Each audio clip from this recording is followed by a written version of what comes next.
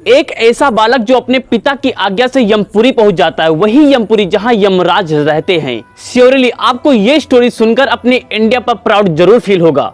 शाम का समय था, सारे पक्षी अपने घोंसले की ओर लौट रहे थे, पर वह बढ़ा जा रहा था अकेले, बिना किसी थकान के, बिना किसी पछतावे के। उसे अपने मंजिल तक पहुंचना ही था या उसके पिता की आज्ञा थी। उसका लक्ष्य था यमपुरी, वही यमपुरी जहां यमराज निवास करते हैं। उसे यमराज से ही मिलना था, यही उसके पिता की आज्ञा थी। लगातार 3 पहर चलने के बाद वह यमपुरी के द्वार जा पहुंचा। वहां पर 2 यमदूत पहरा दे रहे थे।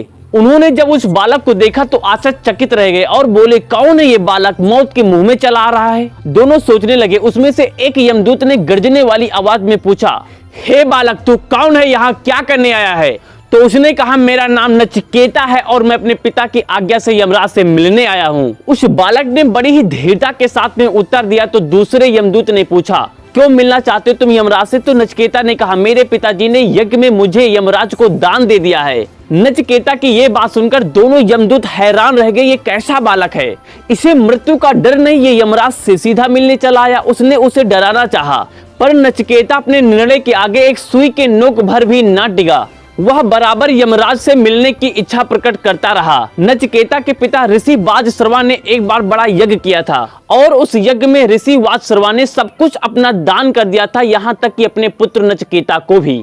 यमदूतों के बार बार मना करने पर भी वो वापस लौटने की इच्छा नहीं कर रहा था और वो अडिग होकर वहीं खड़ा रहा।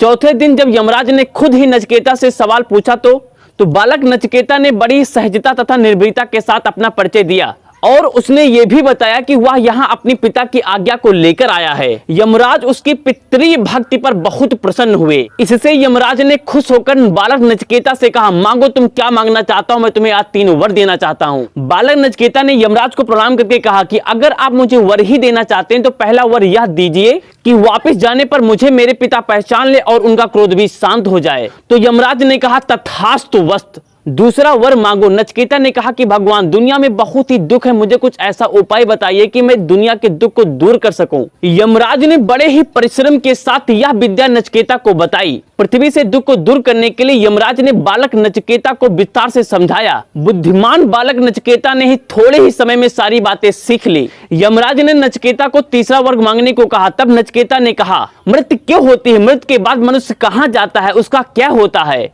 यमराज यह प्रश्न सुनकर चौंक पड़े और यमराज ने कहा कि तुम इस संसार की कोई भी वस्तु मांग लो, लेकिन यह प्रश्न मुझसे प्लीज मत पूछो। नचिकेता अपने बात पर अड़िग रहा और कहा, यमराज, आपने मुझे वर देने का वादा किया है। नचिकेता की दृढ़ता को देखते हुए यमराज ने नचिकेता को बताया कि मृत्यु क्या है और उसका असली रूप क्या है। यह विषय कठिन है, इसीलिए इसे यहाँ समझाया नहीं जा सकता, लेकिन ऐसा कहा जाता है कि जिसने पाप नहीं किया, दूसरों को कभी कष्ट नहीं पहुंचाया, जो सच्चाई की राह पर चला, उसे कभी भी मृत्यु का भय नहीं होता है।